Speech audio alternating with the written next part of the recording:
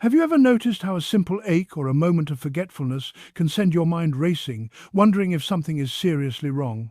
If you're like most people over 60, you've probably experienced that flash of worry when you can't remember a name, or when your knees creak a bit more than they used to. Today, we're going to talk about something that doesn't get nearly enough attention in our healthcare conversations: the difference between normal aging and actual disease. What you're about to learn could save you from unnecessary worry, prevent harmful treatments, and help you embrace this stage of life with confidence and peace of mind. Let me start by sharing something important. Our bodies are remarkable machines that have served us faithfully for decades. Just like a beloved car that's driven hundreds of thousands of miles, or a comfortable home that's weathered many seasons, our bodies naturally show signs of all those years of faithful service. The problem is that, somewhere along the way, we started treating every single change as if it were a breakdown requiring urgent repair. We've forgotten that aging isn't a disease to be cured, but a natural process to be understood and respected. The medical community, with all its good intentions, sometimes contributes to this confusion. When you visit your doctor with a complaint, they're trained to look for problems to fix. That's their job, and it's important when there really is something wrong. But not every change in your body needs medical intervention. In fact, some of the treatments we pursue for normal aging changes can do more harm than good. Today, I want to walk you through 7 common experiences that often cause unnecessary alarm and help you understand what's truly happening in your body. Let's begin with something almost everyone experiences: joint stiffness and those minor aches that seem to appear out of nowhere. You wake up in the morning and your knees feel stiff. You stand up, after sitting for a while, and feel that familiar twinge in your lower back. Maybe your fingers don't move quite as freely as they once did, especially on cold mornings. These experiences are so common that they're practically universal among older adults, yet they cause enormous worry and lead to countless doctor visits every year. Here's what's actually happening in your joints.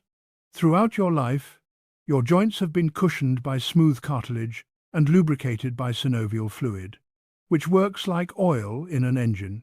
After decades of faithful service, that cartilage naturally experiences some wear. The joint fluid becomes slightly less abundant. The result is that your joints don't glide quite as smoothly as they once did. This is not arthritis in the medical sense, though many people worry that it is. It's simply the natural consequence of a lifetime of movement, of walking, climbing, carrying, and all the physical activities that have made your life possible. The trouble begins when we treat these normal changes as if they were a disease requiring aggressive intervention. People rush to take painkillers daily, request steroid injections, or even consider surgery for what is essentially a normal part of aging. These treatments come with real risks. Daily pain medications can damage your stomach, kidneys, and liver over time. Steroid injections can weaken tendons and even damage cartilage with repeated use. Surgery carries risks of infection, complications, and often doesn't provide the relief people hope for when the underlying issue is simply normal aging. So, what should you do instead? The answer is both simpler and more effective than most people realize. Gentle, regular movement is your best friend. I know it seems counterintuitive when your joints feel stiff, but movement is what keeps them lubricated and flexible. Think of it like warming up cold butter. If you try to spread it straight from the refrigerator, it tears and clumps. But if you let it warm, up and work it gently, it becomes smooth and spreadable. Your joints work the same way. Morning stretches, short walks throughout the day, and gentle exercises like swimming or Tai Chi can work wonders. Maintaining a healthy weight also reduces the load on your joints, giving them less work to do. When you do experience discomfort, a warm bath or heating pad often provides relief without any of the risks that come with medications. Now let's talk about something that causes perhaps more anxiety than anything else: memory changes. You walk into a room and forget why you went there. A familiar name sits right on the tip of your tongue but refuses to emerge.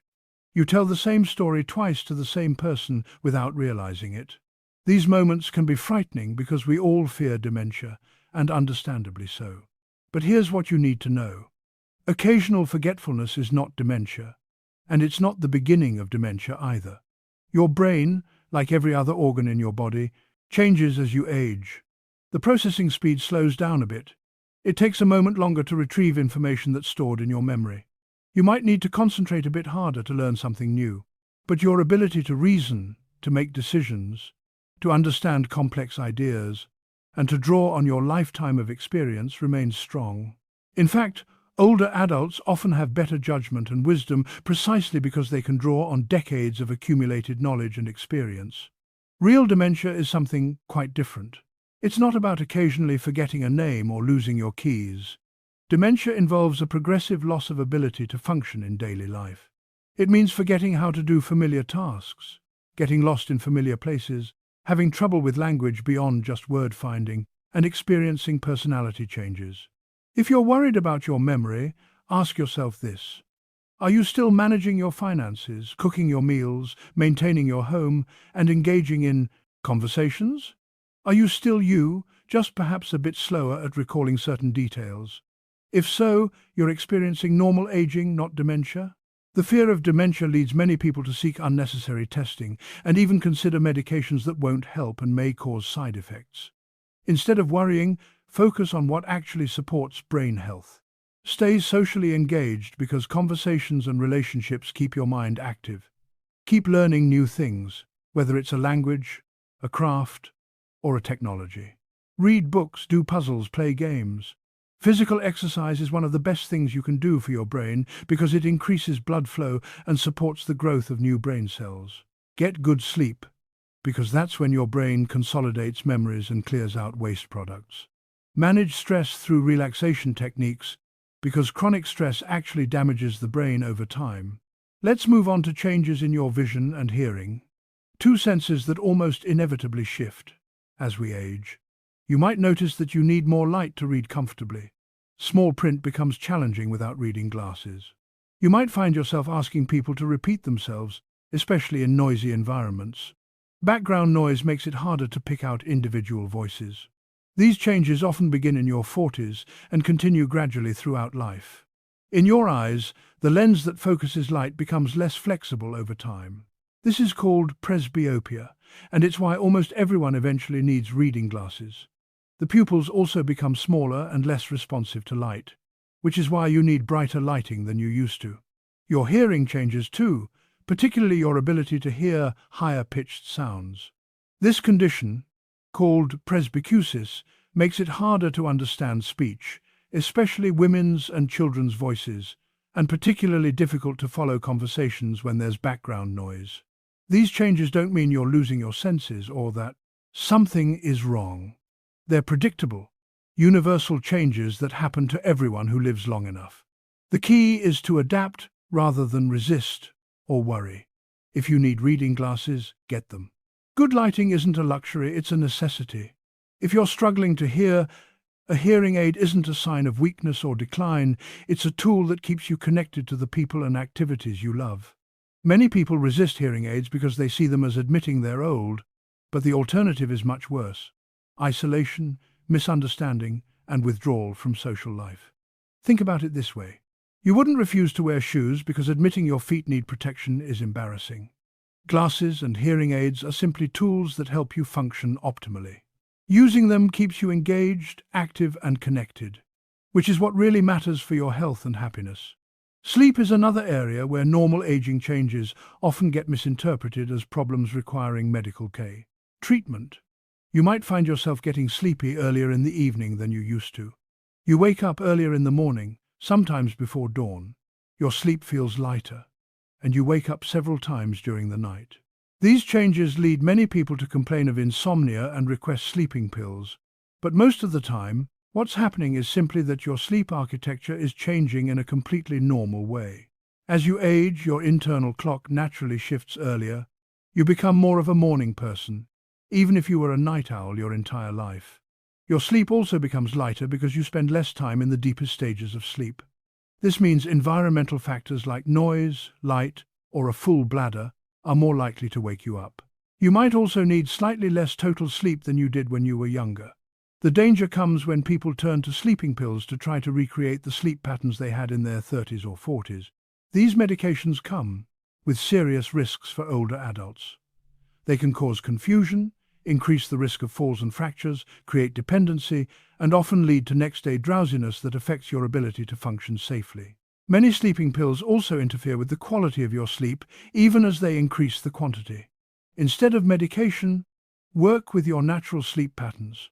If you're sleepy at 8 in the evening, go to bed. Don't fight it by forcing yourself to stay up until a certain hour.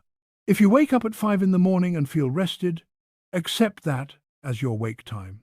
Create good sleep conditions by keeping your bedroom cool, dark, and quiet. Limit caffeine, especially after noon. Get regular physical activity, but not too close to bedtime. Expose yourself to bright light in the morning and dim lights in the evening to support your natural rhythm. If you wake during the night, don't lie there worrying about not sleeping. Get up, do something quiet and relaxing, and return to bed. When you feel sleepy again, your digestive system also changes with age, and these changes often cause significant worry. You might notice that you're not as hungry as you used to be. Your bowel movements might become less regular. You might experience more constipation or feel fuller more quickly when you eat. Some foods that never bothered you before now cause discomfort or heartburn. These changes happen because your digestive muscles work more slowly, your body produces fewer digestive enzymes, and the nerves that control your digestive system don't signal quite as efficiently as they once did. Many people respond to these changes by reaching for laxatives, antacids, or other over-the-counter medications. Used occasionally, these can be helpful. But regular use of laxatives can actually make constipation worse by causing your bowels to become dependent on them. Your digestive system forgets how to work on its own. Similarly, long-term use of certain antacids can interfere with your body's ability to absorb important nutrients. The better approach is to support your digestive system through lifestyle choices. Drink plenty of water throughout the day because your digestive system needs fluid to function properly. Eat foods rich in fiber, including fruits, vegetables, whole grains, and legumes. These foods add bulk to your stool and help it move through your system more easily. Stay physically active because movement helps stimulate your digestive system. Even a short walk after meals can make a significant difference. Eat at regular times to help your body establish a predictable rhythm.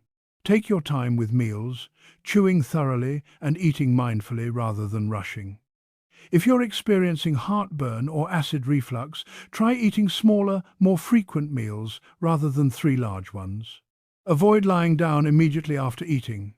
Identify foods that trigger your symptoms and limit them. Common culprits include spicy foods, fatty foods, chocolate, caffeine, and alcohol. Now let's discuss the changes you see when you look in the mirror. Your skin and hair. Your skin becomes drier and thinner. You notice more wrinkles and age spots. Your skin bruises more easily and takes longer to heal. Your hair thins, and if you still have color, it gradually turns gray or white. Some people experience hair loss beyond normal thinning.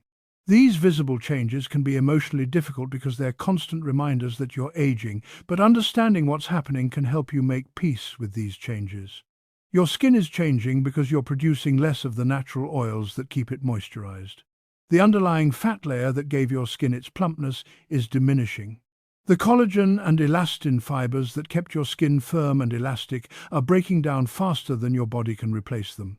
Years of sun exposure have taken their toll, causing age spots and affecting skin texture. Your hair follicles are producing less melanin, which is what gives hair its color, and in some cases, the follicles are becoming less active or shutting down entirely. The beauty and cosmetic industries would have you believe that you should fight these changes aggressively with expensive creams, treatments, and procedures. While good skincare certainly has its place, it's important to have realistic expectations. No cream will restore your skin to what it looked like at 25, and aggressive treatments like chemical peels or cosmetic procedures carry risks of irritation, infection, and sometimes making things worse. A simple, gentle approach serves you best. Use a good moisturizer daily to combat dryness. Protect your skin from further sun damage by wearing sunscreen, hats, and protective clothing when you're outdoors. Stay hydrated by drinking plenty of water. Avoid harsh soaps and very hot water, which strip away your skin's natural oils. For your hair, use gentle shampoos and avoid excessive heat styling. If thinning hair bothers you, consider a shorter cut, which often makes hair appear fuller. Most importantly, try to shift your perspective. Those wrinkles represent a lifetime of smiles and laughter. That grey hair is a badge of honor earned through decades of experience and wisdom. Your changing appearance tells the story of a life fully lived. Throughout this discussion, you might have noticed a common theme. Many of the changes we've talked about don't require medical intervention. They require understanding, acceptance, and simple lifestyle adjustments. This is perhaps the most important message of all. We live in a culture that treats aging as a disease to be cured, a problem to be solved. The pharmaceutical industry develops drugs for every symptom. The medical system offers procedures for every complaint. While modern medicine has given us tremendous gifts and can genuinely help when there's real disease, it can also lead us astray when we apply medical solutions to normal life processes. Every medication has side effects. Every procedure carries risks. Every intervention has potential downsides. When you're treating actual disease, those risks are often worth taking. But when you're treating normal aging, you might be accepting real risks for little or no benefit. Worse, you might actually be harming yourself. The older you are, the more sensitive you become to medications. Your body doesn't process them as efficiently, so they stay in your system longer. You're more likely to experience side effects. If you're taking multiple medications, they can interact with each other in unpredictable ways. This doesn't mean you should avoid medical care or refuse all treatments. It means you should be thoughtful and questioning. When a doctor recommends a treatment, ask what the goal is. Ask what would happen if you don't take it. Ask about side effects and risks. Ask if there are non-medical alternatives you could try first. You have every right to understand what you're putting into your body and why. Remember too that quality of life matters more than simply adding years to your life. What good does it do to take 10 medications that make you feel foggy and tired, that rob you of your appetite and energy, just to squeeze out a few extra months? Wouldn't you rather feel as vibrant and engaged as possible, even if that means accepting that your body is older and works a bit differently than it used to? This brings us to perhaps the most profound point of all. Aging is not something to be ashamed of or to fight against with every tool available. Aging is a privilege denied to many. Every wrinkle, every grey hair, every small change in your body is evidence that you're still here, still living, still experiencing the world. The alternative to aging isn't staying young forever. The alternative to aging is not being here at all. Think about all the people who didn't get the chance to grow old. Think about the friends, family members, or loved ones you've lost over the years. They would give anything for one more day, one more sunrise, one more conversation with someone they love. You have that gift. You have today and tomorrow, and hopefully many more days to come. Yes, your body is different than it was. Yes, there are things you can't do as easily as you once could. But there are also gifts that come with age. Wisdom, perspective, freedom from many of the anxieties and insecurities that plague younger people, and a deeper appreciation for what truly matters in life. The happiest older adults aren't the ones who've successfully avoided all signs of aging. They're the ones who've made peace with the changes, who've adapted their lifestyles, who focus on what they can do rather than what they can't. They're the ones who appreciate their bodies for all they've accomplished rather than criticizing them for not being what they were decades ago. They stay connected to people, remain curious about the world, keep moving and engaging, and treat themselves with the same kindness and compassion they'd offer a dear friend. So here's my challenge to you. Look at yourself with gratitude rather than criticism. When you notice one of these common aging changes we've discussed today, pause before panicking. Ask yourself, is this a normal aging change or a genuine health concern? Could I address this through lifestyle adjustments before seeking medical intervention? Am I treating my body with the respect and kindness it deserves after decades of faithful service?